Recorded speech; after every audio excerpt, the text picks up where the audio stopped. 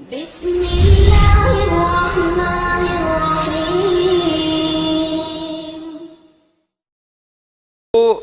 कोई मैचेस अगर शुरू हो जाएं तो फिर सारा सारा दिन टीवी के आगे बैठे हैं,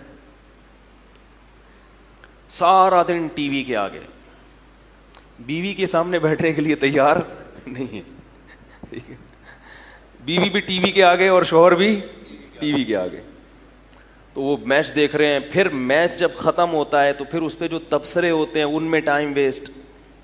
फिर उसके बाद कोई जीत गया, वर्ल्ड कप में हार गया, तो फिर वो खिलाड़ियों के जो इंटरव्यूज़ आते हैं कि असल में वो आफरीदी ने इस दफ़ा कुछ ज़्यादा अच्छी परफॉर्मेंस नहीं दिखाई, असल में वो थोड़े से एक्चुअली कुछ जहनी दबाव में थे और कुछ मैच फिक्सिंग भी हुई है, कुछ नहीं हुई है।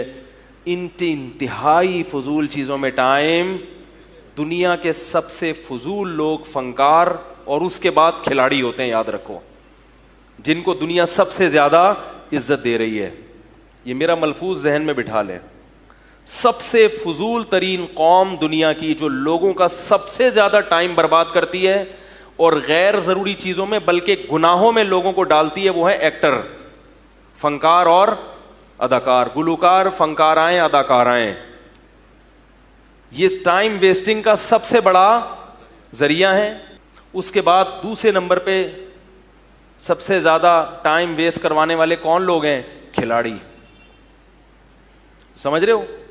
पहले मैचेस होते हैं घंटों घंटों, उसके बाद उन पे क्या चलते हैं?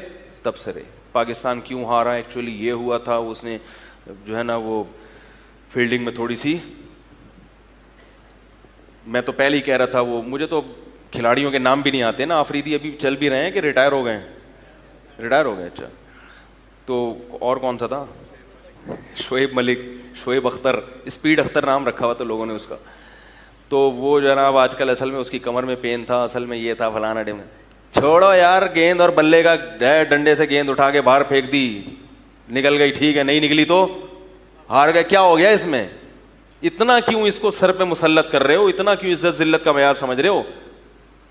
भाई क्रिकेट में होता है क्या है, गेंद उठा के लाएगा, वो 3 डंडे खड़े हुए हैं, उसका दिल चाहेगा इन 3 डंडों के अंदर में गेंद जाए, और सामने जो डंडा लेके खड़ा हुआ है वो कहेगा नहीं, गेंद को उठा के कहां फेंकूं? तो कभी फेंक देता है, कभी नहीं फेंकता। फेंक गया तो हाँ हाँ हाँ, वो थोड़ा सा हल्ला गल्ला हो गया, नहीं फेंका तो चलो हाँ तो कोई बात नहीं यार, खत्म। लेकिन ऐसा नहीं है, इसको पता नहीं क्या समझते हैं। इंडिया पाकिस्तान पे कोई बॉर्डर पे जंग हो रही हो, उसमें इतने जज्बाती नहीं हो जाते। गेंद और बल्ले के साथ आपके ऐसे जज्बात, खुदा की कसम, इसके बारे में क़यामत के दिन सवाल होगा। अलिहादा खुलिक़्तुम, इसके लिए अल्लाह ने तुम्हें पैदा किया था। अफा हसिबतुम अन्नमा खलक़नाकुम अबसा, अल्लाह क़यामत के दिन कहते हैं मैं पूछूंगा क्या तुमने ये गुमान कर रखा था हमने तुमको बेकार पैदा किया है? इन फालतू चीजों में इतनी दिलचस्पी, इतनी दिलचस्पी। अफा हसिबतुम, भाई मसजूद मलाइका है, इंसान को दुनिया में लाने के लिए इंतजाम किया गया है, ये इत्तेफाक से पैदा नहीं हुआ। पूरी कायनात इंसान के लिए सजाई गई है, पूरी कायनात इंसान के लिए बनाई गई है। फिर जब पैदा किया, फरिश्तों को एतराज हुआ कि क्यों? अल्लाह ने कहा आलमु मा ला तालमून, इसके बारे में वो कुछ जानता हूं जो तुम नहीं जानते। फिर फरिश्तों को हुक्म दिया इसको सजदा करो, बहुत अजीम मखलूक पैदा कर रहा हूं। फरिश्ते जब ये देखते होंगे कि क्रिकेट के छक्कों पे कैसा 2-2 फुट उछल रहे हैं ये पूरी कौम, और चौकों और छक्कों पे जनाब ऐसे इनके जज्बात, किसी को हार्ट अटैक हो रहा है, कोई बेहोश हो रहा है, कोई खुशी से पागल हो रहा है, किसी के आंखों से आंसू निकल रहे हैं, तो फरिश्ते कहते होंगे अल्लाह इसको सजदा कराया तूने, इससे ज्यादा मुहज्जब तो हम हैं। नुसब्बिहु बिहम्दिका व नुक़द्दिसु लक, जो हर वक्त बावजू हो के तेरी हम्दो सना करते हैं, इसको बना दिया तूने मसजूद मलाइका। अल्लाह को पता था ऐसे लोग होंगे, इसलिए अल्लाह ने कहा आलमु मा ला तालमून, मैं जानता हूं जो वो जानता हूं जो तुम नहीं जानते। क्या मतलब? इसके अलावा भी कुछ लोग होंगे, सारे ऐसे नहीं हो जाएंगे। तो इसलिए मेरे भाई सारा दिन इन्हीं फजूलियात से फुर्सत मिलेगी तो अल्लाह के पैगंबरों की दावत सुनने का टाइम मिलेगा आपको। उन्होंने क्या कहा है, हम क्यों दुनिया में आए, क्यों पैदा हुए, हमसे किन बातों का क़यामत के दिन सवाल होगा, इन सवालात की तैयारी के लिए टाइम नहीं है। सुनने के लिए टाइम नहीं है तो तैयारी के लिए कहां से टाइम होगा? यही वजह है कि बड़े बड़े फनकार और गुलूकार हमने देखे हैं कि जिनको जब समझ में बात आई तो उन्होंने शोबिस को हमेशा के लिए छोड़ दिया। सईद अनवर को देखो, खिलाड़ी था ना बहुत बड़ा, ऐसी तौबा की है कि अब उसका नाम भी कहीं प्लेयर के तौर पर बोलते क्यों नहीं। और भी बहुत सौ ने तौबा की, मगर की थोड़ा थोड़ा टच में। चलो अच्छा है, अल्लाह उनकी मगफिरत करे, कोई कोताही है तो अल्लाह माफ करे, कुछ तो आए। लेकिन सईद अनवर जो है ना खिलाड़ी, उन्होंने पलटा कैसा खाया है, बोलो भाई, छोड़ दो। तौबा की है तो बस सब कुछ। आज हमारे किसी नौजवान को गेंद और बल्ला पकड़ा दो, वो इस उम्मीद पे खेलना शुरू कर देता है शायद मैं भी बैनुल अक़वामी टीम का हिस्सा बन जाऊं, नेशनल अपनी कौमी टीम का हिस्सा बन जाऊं। हमारे महल्ले में एक साहब थे, वो टीम में शामिल होने की कोशिश की, उस नौजवान ने बहुत मेहनत की, फुटबॉलर था वो, तो जो फुटबॉल की जो टीम है ना, वो चाहता था मैं ऊपर सतह पे जाऊं। कई साल उसने फुटबॉल में लगाए, एक्सरसाइज, और इतना बेहतरीन फुटबॉलर बन गया था, मगर उसकी सिलेक्शन नहीं हो सकी तो मेंटली क्या हो गया, सेटिंग आउट।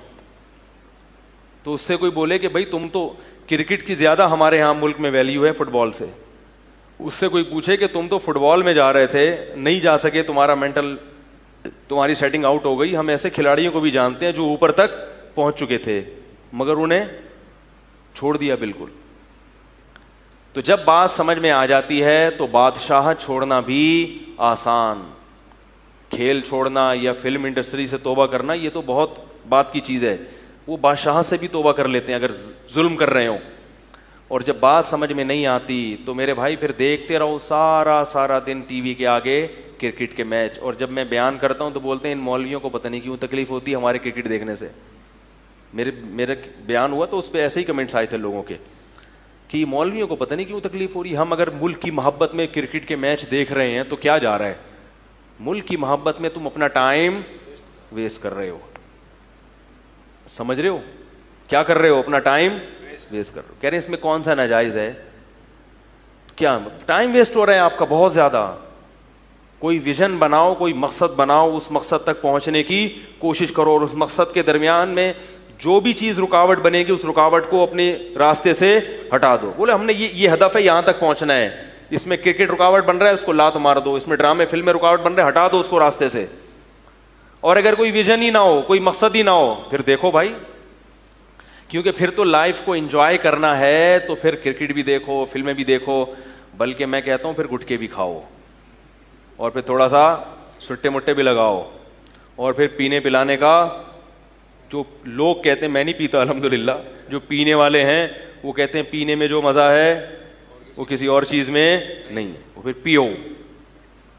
क्या करो भाई, पियो, फिर उसमें बहुत मज़ा आता है, सुना है।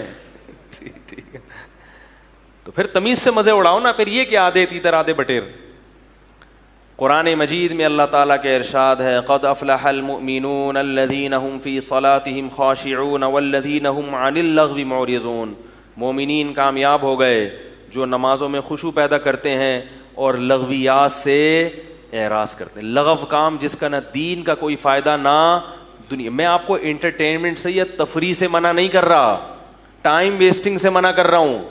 तफरी वो करो जो सेहत के लिए भी अच्छी हो और उसमें कुछ नॉलेज भी हो आपको। क्रिकेट की नॉलेज से कोई फ़ायदा नहीं है। एक साहब कह रहे मुझे सब पता है कि ज़हीर अब्बास ने कितने छक्के मारे थे, मियां दाद ने कितनी सेंचुरियां बनाई थी, और पूरी रिपोर्टें पुराने प्लेयर के बारे में भी सबका पता है। ऐसे लोग होते हैं, इतनी दिलचस्पी है क्रिकेट से, जो पूछो बताएंगे। मैंने कहा मेरी नज़र में इन चीज़ों से जाहिल रहना, ये मालूमात से छोड़ दिया। क्रिकेट खेलना बुरा नहीं है, खेलो, आप मैदान में जाके खेलो, एक खेल है, एक जायज़ तफरी है।